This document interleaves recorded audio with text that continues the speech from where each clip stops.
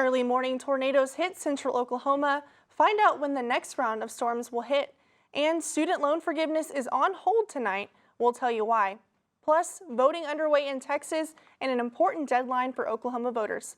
This is OU Nightly.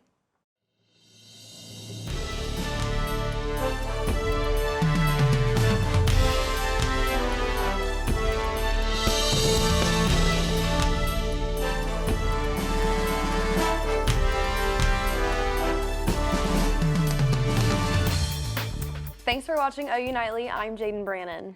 And I'm Summer Miller. We begin tonight with a stormy day in central Oklahoma. The National Weather Service is surveying tornado damage after a round of storms this morning, and Colton Williams says there's another round of heavy rain on the way.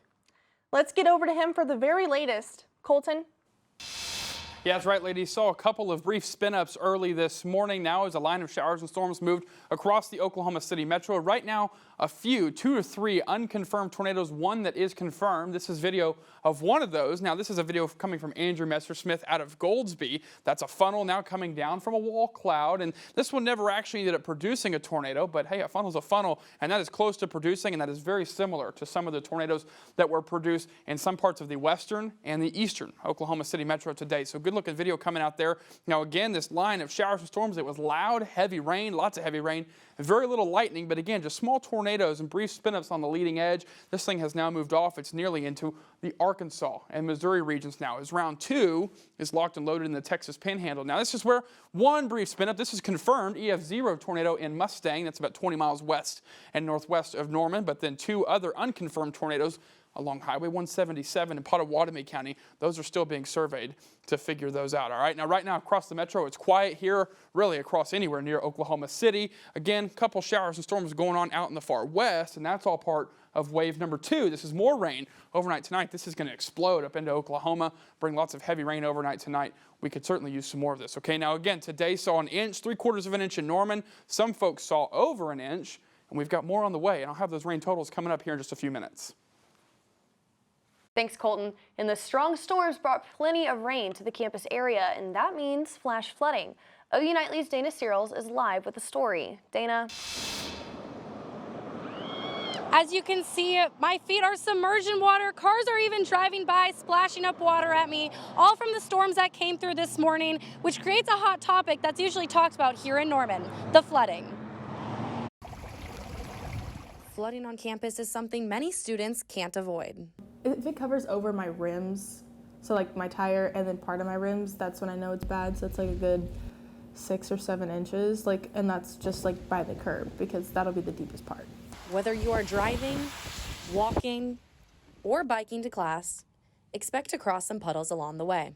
The city of Norman is aware of the flooding issue, but says it has been difficult to address it. Norman has struggled with that due to a lack of funding. That's really it. We know where the flooding is. We know how to fix it. With the rain continuing and storms coming to Norman, it affects some ways students get to class. One of my roommates drives a very small car, and when it rains real good rain, I tell her she's not allowed to drive because she will get swept away. Bottom line, Norman has continued to struggle with flooding despite many complaints. The water was over the curbs. And even in the middle, that's how you know it gets really bad. And with that, we know that Norman is no stranger to flooding, so be aware as those storms could be coming through tonight. Reporting live, Dana Searles, OU Nightly. Thanks, Dana. New developments in the student loan forgiveness plan. Right now, it's on hold. OU Nightly's Amaya Ward is following the story. She joins us live in the newsroom with more details. Amaya? Yeah, Summer, a federal appeals court has put a temporary hold on President Joe Biden's one-time federal loan forgiveness plan, delaying the implementation of the widespread loan cancellation. The order came from the 8th U.S. Circuit Court of Appeals in St. Louis in Nebraska versus Biden, a case brought by 6 Republican-led states. While it hasn't completely blocked the program, the order just means that the Biden administration cannot discharge any student loans until the court officially rules on the injunction request. 22 million students have already signed up, and the Biden administration is optimistic they will prevail over any court challenge. Back to you guys. Thanks, Amaya. Student loans and the economy are big issues in the upcoming election, and if you can't vote in person, you'll want to be sure to request an absentee ballot. Oklahoma's deadline to request those ballots is today. You'll have to apply in line by 5 today if you want to receive an absentee ballot. Head to the website oklahoma.gov/election to fill out the information. You'll have to get that ballot notarized before you send it in. The other option is to take part in early voting in Oklahoma. That takes place November 2nd through the 5th. A deadly school shooting in St. Louis, Missouri took place earlier this morning.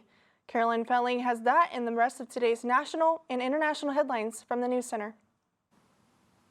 Yeah, guys, as the Justice Department responds to the January 6th Capitol assault, COVID-19 holds a day in trial for the right-wing militia group Oath Keepers. Their leader, Stuart Rhodes, tests positive for COVID. The charge against the Oath Keepers expresses that the Justice Department seizes the branch of the Capitol as a grave threat to the operation of the U.S. government. As for when this trial will resume, the judge says it may be delayed until Rhodes tests negative. In a scary moment for high school students as a gunman opened fire in a St. Louis performing arts high school this morning. Right now, 2 people are dead and at least 7 are injured. Police say an adult woman is one of the victims, another a teenage girl found dead on the scene. Right now, police have not identified the suspect, but say he appeared to be about 20 years old. That suspect is also dead.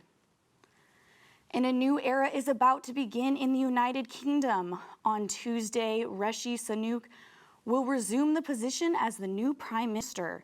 Sunak will be the first person of color to serve for the UK's highest office. He'll take over for ongoing PM Liz Truss, who held office for only 45 days. So far, Sunak has been quiet about his policy plans for the future, but analysts say he appears more moderate than recent candidates.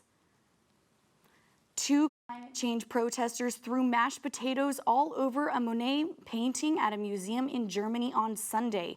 Fortunately, the painting was under glass and unharmed. Jayden, Summer, back to you guys at the desk. Thanks, Carolyn. Stay tuned to see how you can give back this Christmas season with traditional bells and red bucket donations. And Halloween is right around the corner, but Casper may not be the only thing scaring people this year. Stick around to see what may frighten you this Halloween season.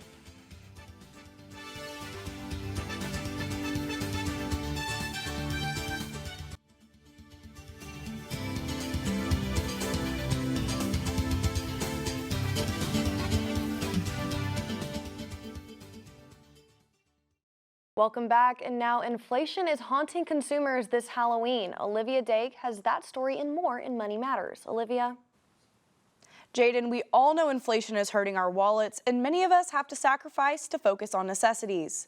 In an Amber integrated poll, 60% said they're cutting back on eating out, entertainment, traveling, and groceries. And even those who want to help out those in need are struggling. The regional Oklahoma Food Bank says food orders delivered in 2 to 3 weeks might take 2 months now. And before you toss a few extra coins into that iconic red kettle, the Salvation Army needs your help. They're asking for volunteers to ring the bells. Shifts are from 11 a.m. to 7 p.m., and you can work a few hours or the whole day. The money goes directly to people in central Oklahoma, helping them with essential needs. Sign up at registertoring.com, and thanks to our partners at News 9 for this video. And scary movies and haunted houses aren't the only thing to be frightened by this season. Halloween inflation is spooking consumers' wallets. If you're passing out candy this year, budget an extra 13% for sweets due to inflated costs of sugar and flour. As for those costumes, you might see an increase too. Clothing prices have jumped 5.5% since last year. And if you're a pumpkin spice lover like me, you're going to pay for it this year. With a combination of inflation and demand, the premium for pumpkin spice coming in at 14% more than those traditional products. Summer? Jayden? Thanks, Olivia. When OU Nightly returns, hear how business owners are supporting each other over a cup of coffee. And you might want to keep your umbrellas handy because I heard there's more rain on its way. Let's check in with Colton to see what we can expect. Colton? Yeah, that's right, Jayden. There is another round of rain and storms on its way. It'll be here in the next several hours. I'll have all those details coming up in just a few minutes.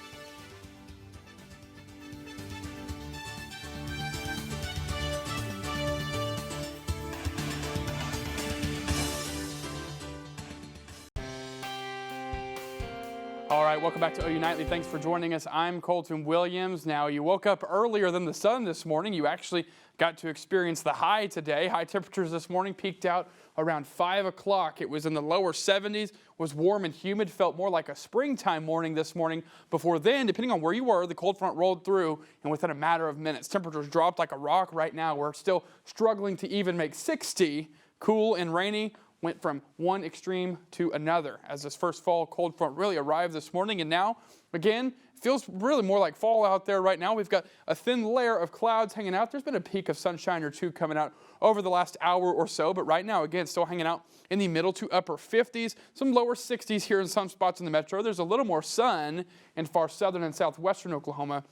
Maybe peak into the middle 60s, but elsewhere, everybody hanging out in the middle to upper 50s, even a couple 40s in the far western parts of Oklahoma's panhandle. And that's going to continue into tonight with a chillier evening. Now, right now, again, it's quiet up and down I-35 here in central Oklahoma, but you can start to see the next round of rain and storms entering far southwestern Oklahoma. That's going to come in later tonight. Right now, doing some heavy rain, looking into Amarillo, down I-40 here to the Texas Panhandle. Even a severe thunderstorm warning or two. These are going to explode up into Oklahoma as we go into the evening. This evening, in the early hours of tomorrow morning. All right, so again, tonight looking at another 100% chance of rain. This will be lighter rain, though. Won't be looking at a big band of heavy rain like we saw this morning, but much of Oklahoma going to see a 100% chance of rain tonight and into tomorrow morning. Again, chilly night overnight tonight.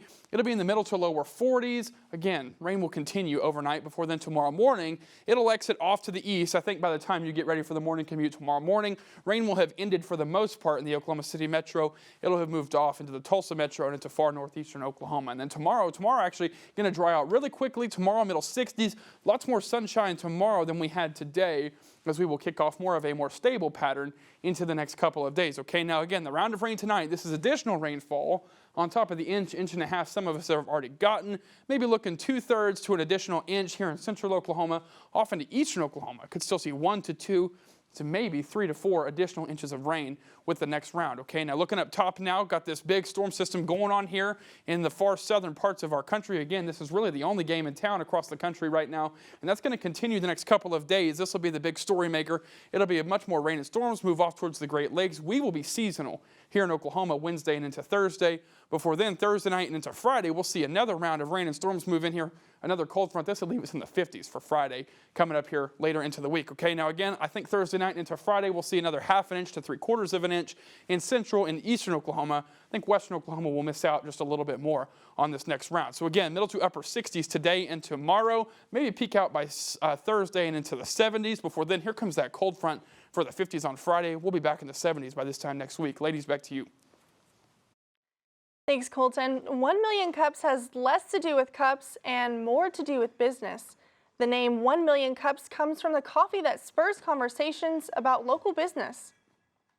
The volunteer-driven forum is a safe place for local startup businesses to talk about their new ideas while receiving helpful feedback from local leaders. Jordan Caldwell is a business owner who has taken full advantage of the 1 Million Cups forum across the country. I've made a lot of good connections. There's a lot of small companies that are just starting, so it's nice to hear everyone's story, problems they've had, being able to help them able to help us. 1 Million Cups meets the first Wednesday of every month at 424 West Main Street. And the Sooners finally got a weekend off from football this last Saturday, but are gearing up to take on the Iowa State Cyclones this week. Zoe Watson has more in sports about what Sooner Nation can expect to see. Zoe? Yes, Jayden. Coming next in sports, an OU football coach tells you what their biggest challenge is Saturday. And our Tyler Deluca breaks down the Thunder's home opener. Sports is next.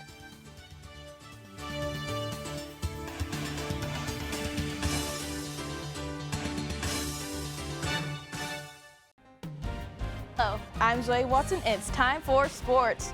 The Thunder tipped off their first home game of the season against the Minnesota Timberwolves on Sunday night. Lou Dort led the Thunder with 20 points, but it wasn't enough for OKC. Anthony Edwards was on fire, scoring 30 points and taking the win for the Timberwolves 116 to 106. Our Tyler Deluca has more from the Paycom Center.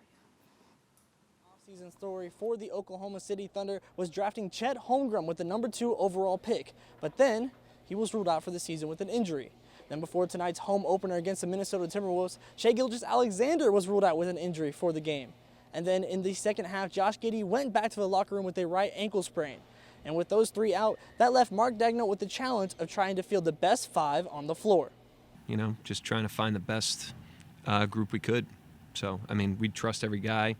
And if the game's not going the way we want it to go, we're going to give guys opportunities. We're trying to learn our team, and we're also trying to be really competitive. And if you're competing, then you're going to, you'll stay out there for roles. That's something special about our team is that anybody should be ready to go in because everybody can play for us. So I think it's important for everybody just to stay ready and to compete and do what they do best. It felt good to be back in here. Feel pretty upset that we couldn't get a win for the first home game, but it felt great playing with the energy and playing with our crowd behind our back. So that is game 1 of 41 finished here at the Paycom Center for the Oklahoma City Thunder. Next up, the Los Angeles Clippers come to town on Tuesday. Reporting from the Paycom Center in Oklahoma City, Tyler Deluca, OU Nightly. Thanks, Tyler. After the bye week for the Sooners, they're heading up to face Iowa State. Last year, Oklahoma beat the Cyclones 28-21. Defensive coordinator Jeff Lebby commends Iowa State's nationally ranked defense. They've got pieces at every part of the defense that are playing really good football, and I think that's why you see them top 10 in so many stats. They've got some guys that have honestly are playing above their head, and it's because of buy-in, it's because of effort, and they've done a great job. And Oklahoma soccer started off strong with a 2-0 lead against the West Virginia Mountaineers, but ultimately fell 3-2 on Sunday. The Sooners are already clinched their spot in the Big 12 soccer tournament on October 30th. And the Sooner football won 15-5 and 14-2 in 2 different scrimmages against McLennan College. Lynch's very own Bryce Madron hit 2 grand slams on Sunday. OU baseball is coming up off of a national runner-up season. And former Sooner star Ramondre Stevenson and the New England Patriots play the Chicago Bears tonight on Monday Football. Back to you guys at the desk. Thanks, Zoe. I think my dog is the cutest thing ever, and other owners think the same thing about their furry friends. Well, then your pup might qualify to make some big bucks. Stick around to see how your dog could become a company's newest influencer.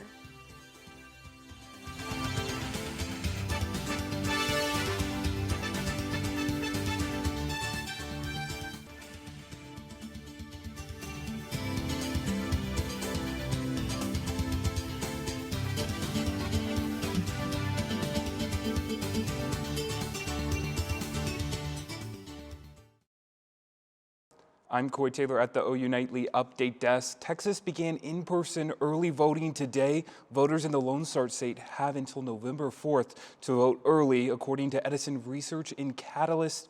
So far, nearly 7.3 million ballots have been cast across 39 states. For more information about early voting or how to cast a ballot in your area, contact your local election authority. Summer, Jayden? Thanks, Coy. Now it seems everyone is positively sure their pup is the doggone cutest around. And if you think yours is too, your dog could make up to $10,000 a year. That's right, Yappy.com is looking to hire their chief fluff officer. They just require your pet to take adorable pictures while modeling the website's gifts. Be sure to get your applications in by November 18th. Now, choosing just one is so difficult. I have no idea how they're going to be able to make that decision. If it were up to me, every single dog would be the winner. I totally agree. When my dog give me those puppy eyes, I give in every single time. She's just so freaking cute. How do you tell them no, right? You can't. And well, we're just going to have to let them make that decision. Let's check in one last time with Colton to see what the weather looks like for the rest of our week.